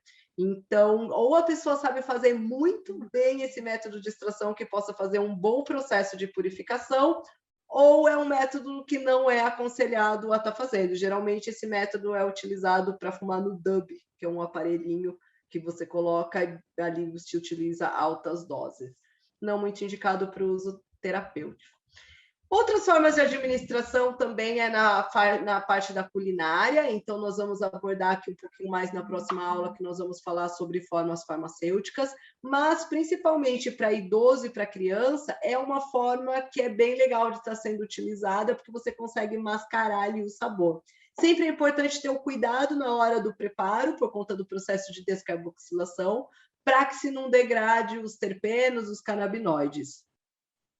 Então, para se fazer, então, um dos métodos que dá para fazer, a gente faz o quê? Nós fazemos a base, primeiramente, para estar produzindo. Então, é um outro método de extração que também dá para ser feito em casa, que é com a manteiga. Então, você vai pegar ali, fazer aquele mesmo processo de trituração, depois que você triturou, você vai fazer o processo você pode fazer o processo de resfriamento, e aí depois você não precisa fazer o processo de descarboxilação previamente, porque a gente já vai fazer um processo de aquecimento. Então, ali, vai colocar a manteiga, a hora que a manteiga começar ali a ferver, você coloca a erva, e ali você faz o processo de descarboxilação. Tem que tomar cuidado para que esse tempo não seja muito grande, sim o suficiente só para descarboxilar, porque senão ali você vai degradar muitos canabinoides, porque aquela manteiga, ela rapidinho, ela apresenta uma temperatura bem elevada. Então, depois que fez aquele processo ali de dar essa flambada ali, tipo, no fogo, na manteiga, você pode peneirar ou pode utilizar com pedacinhos mesmo de cannabis para dar aquele saborzinho mais crocante também. Tem gente que gosta e tem gente que peneira depois, então vai passar ali na peneirinha e vai tirar só aquela manteiga. Aquela manteiga endureceu, aquela manteiga você pode ali, já na mesma hora, colocar o alimento que vai ser feito com aquela manteiga, ou você pode guardar aquela manteiga e ir utilizando pedacinhos de manteiga em cada alimentação que você for fazer. E aí o céu é o limite, você pode utilizar essa manteiga para fazer o que quiser. Lembrando que se você for fazer alimentos quentes, ela vai passar pelo processo de aquecimento novamente, ela pode degradar um pouquinho mais de canabinoides. Outra coisa que é importante lembrar é que a forma de absorção é diferente também quando a gente utiliza fumado e quando a gente utiliza via oral, principalmente na forma não sublingual, que é na forma mesmo de absorção via oral, que ela passa pelo metabolismo de primeira passagem, então nós vamos ter outras moléculas, então ele vai ser absorvido não só o delta-9-THC, mas em especial o 11-hidroxi-THC ou o carboxi-THC, que são outras moléculas que têm ações bem potentes e ficam por mais tempo na corrente sanguínea. Então, por isso que quando se come, é uma ação bem mais forte, então tem que tomar cuidado com essa dose, para não comer usar uma dose forte e depois ter um efeito colateral lá na frente, que daí tem que esperar mesmo para esperar a ação passar, e se acontecer, não se apavorem, vão lá, fecha o olho, coloca uma música relaxante, deita e espera passar. Respira fundo, que não tem muito ali o que fazer. Tem algumas técnicas que a gente utiliza para estar reduzindo um pouquinho, mas a melhor técnica mesmo é o tempo. Então, é a pessoa ali se acalmar, respirar fundo, para que aquilo lá passe antes. Mas, para evitar isso, o ideal é não errar na dose inicial. Então, saber qual é a dose que tem. Assim, outra coisa também, ela demora 1, 2 horas para ter ação. Então, tem que ter aquela calma, aquela tranquilidade lá para esperar, primeiro sentir qual é a força para poder redosar. Então, esse daqui é um método que, principalmente para criança e para idosos, é um método legal, porque dá para mascarar ali o gosto na alimentação, mas tem que tomar esse cuidado com a dose. Outro método é o azeite, então o azeite também é importante pegar um azeite de qualidade, que a embalagem seja de vidro, e você pode também estar fazendo na mesma técnica que é feita com a manteiga, pode estar fazendo com azeite. Lembrando que azeite também não é bom fazer, a esquentar ele em altas temperaturas por muito tempo, né? Então a gente tem que ter esse cuidado ali na hora desse preparo para não criar ali agentes oxidantes que possam aí também prejudicar a saúde do paciente. Então, ali mesma coisa, vai se fazer o azeite, depois esse azeite você deixa armazenado e vai utilizando ali na alimentação. Outra forma também é na forma do chá, então o chá também é outro método de extração que dá para estar sendo feito, que é a infusão, então você vai fazer o quê? Você vai, tipo, deixar a água ferver, a hora que a água levantar a fervura, você vai jogar ali os frutos, e nesse caso você também pode usar as folhas, principalmente aquelas folhas que foram utilizadas na hora da poda, você pode ir separando elas, guardando no congelador e utilizando ela na alimentação. Então você pode estar fazendo ali na forma de chá, só que é importante, lembrando que os canabinoides, eles são lipídios. Então, esses lipídios, é importante ter outros lipídios para que eles se desprendam, para que tenha ação terapêutica. Então, é importante colocar ali uma colherzinha de óleo de coco, lembra que o óleo de coco é rico em triglicéridos de cadeia média, ou até mesmo um azeite, quem não tiver o óleo de coco, qualquer substância ali gordurosa para estar utilizando e ele está desprendendo ali os canabinoides. Outra forma também é ali na forma do suco. Então, é a forma da gente estar utilizando os canabinoides na forma ácida, que é a planta in natura, sem passar pelo processo de descarboxilação. Então, nesse processo, nós vamos extrair, vamos absorver os canabinoides na forma ácida, que também tem ação terapêutica. Só que também é a mesma coisa, precisamos bater ali junto ou com óleo de coco ou com o suco de abacate, porque o abacate ele é riquíssimo em gordura, gordura boa, né? Então ele é bastante oleoso. Então a gente pode bater ali tanto os frutos quanto as folhas e tá absorvendo também os canabinoides na forma ácida. Podemos também fazer com essas extrações pomadas, cremes, várias formas farmacêuticas, as quais nós vamos falar um pouquinho mais na próxima aula.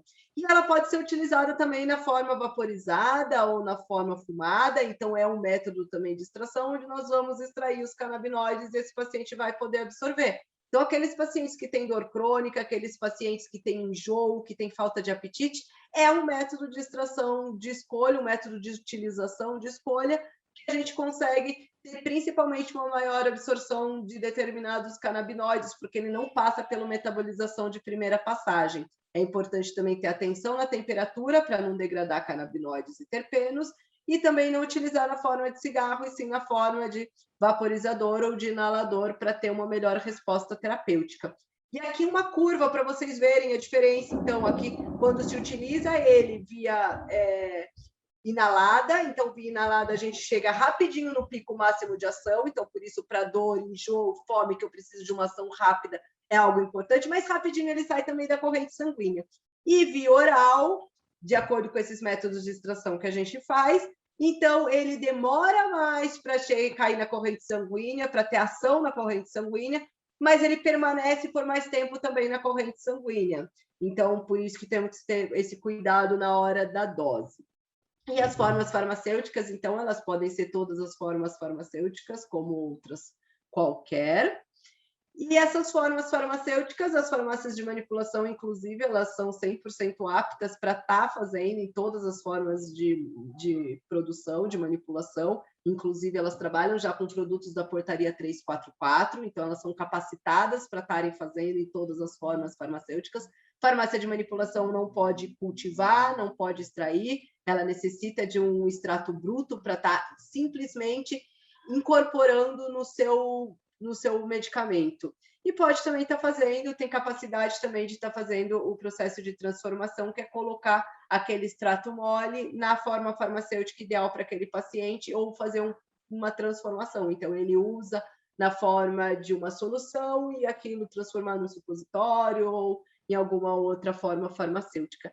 E a farmácia, na verdade, com esses produtos canábicos não é uma novidade. Na década de 30 existiam mais de 30 produtos, tanto no mercado nacional quanto no mundo inteiro, nas diversas formas farmacêuticas, que eram vendidos nas farmácias. Hoje em dia já existem os dispensários em outros países e também farmácias em outros países que já vendem, principalmente na forma dela in natura, que é a melhor forma, onde o paciente ali ele preserva terpenos, flavonoides, e ele pode escolher qual é a melhor forma farmacêutica ali para ele estar utilizando, se é inalada, se é em creme, qual método de extração que ele vai utilizar. Enfim, ele consegue ter esse tratamento tão personalizado que o tratamento da cannabis necessita. Mas também, não só as farmácias de manipulação têm capacidade para estar fazendo isso, mas também as próprias associações. Então, as associações, inclusive, já vêm fazendo isso, então elas também têm condições de estar fazendo, então é importante que elas tenham, né, toda a qualidade, toda a padronização, profissionais qualificados para estarem podendo fazer esses remédios, mas elas também têm plena condições de estar fazendo, assim como também os pacientes de forma individual. Hoje já existem mais de 300 pessoas aí com autorização para poder cultivar e produzir legalmente o seu produto em casa. Então, isso já é uma realidade, e é por essa realidade que nós lutamos para que cada vez mais pacientes possam ter acesso, então não fiquem reféns da indústria farmacêutica, onde os produtos são com preços caríssimos, e já se sabe que quando se utiliza um canabinoide isolado, nós temos uma resposta terapêutica inferior do que quando se utiliza ela full spectrum, a planta toda. E ainda temos menos efeito colateral com uma dose terapêutica menor. Então, e principalmente garante acesso a todas as pessoas. Então, as pessoas todos conseguem ter acesso ao remédio e conseguem ter uma qualidade no seu tratamento, uma eficácia no seu tratamento e acesso a esse remédio.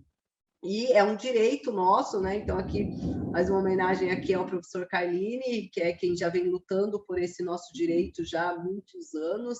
E aqui, como diz a própria Constituição, diz, pelo princípio da igualdade, a Constituição Federal garante a todos o direito à vida, à liberdade, à igualdade, à segurança e à propriedade. O direito à vida é o principal direito e compreende, além da própria existência, o direito a uma subsistência digna. Então, nós temos não só o direito de ter a nossa cura, mas também de ter a nossa saúde, de ter a nossa qualidade de vida, né? E poder ter o nosso direito de, assim como nós temos o direito de poder plantar uma cavalinha em casa, eu posso comprar na farmácia de manipulação, eu posso comprar ela importada, eu posso comprar uma cavalinha ou qualquer outra planta da forma que eu quiser. E a cannabis, como qualquer outra planta, né, que brotou da terra, então ela também pode estar trazendo todos esses benefícios para a gente. Então, assim, é o direito de todos nós podermos estar fazendo a melhor terapia que melhor nos atende. Essa terapia, então aqui eu passei um pouquinho dos métodos de extração que nós podemos estar utilizando para estar fazendo, foquei mais nos métodos caseiros. Então, o método mais utilizado mesmo é o método do solvente orgânico, onde se extrai a resina, é onde necessita também de menos equipamento para estar fazendo. E aí, esse paciente que vai estar fazendo o seu tratamento, também é fundamental que ele passe por um acompanhamento, seja médico ou farmacêutico, de alguém que possa estar instruindo e fazendo todo esse ajuste de dose. Aqueles que precisarem, eu sou farmacêutica, trabalho com esse monitoramento e ajuste de dose, então, com pacientes. Fica aqui meu contato, então, para aqueles que precisarem. É fundamental a gente conseguir fazer todo esse ajuste de dose, porque não adianta só a gente usar a cannabis se a gente não cuidar do nosso intestino. Muitas vezes utilizar as práticas complementares integrativas, que vem potencializando a ação desse remédio. Então, lembrando que a cannabis é um tratamento totalmente individual, um tratamento totalmente personalizado, onde cada um tem a sua dose terapêutica. Então, não é assim, eu usei, não funciona. Não é que não funciona, é que você não encontrou seu quimiotipo, você não encontrou sua dose. Por isso que é importante esse acompanhamento e a gente poder chegar na dose ideal, no ajuste ideal, no quimiotipo ideal para esse paciente, onde, se a gente consegue chegar nessa dose ideal, a gente consegue ter benefícios para todos os pacientes, para todos aí os diagnósticos apresentados. Então, aqueles que necessitarem de assessoria para estar montando a associação, ou para o próprio cultivo, ou para a produção do remédio de forma caseira ou de forma associativa, pode estar me procurando.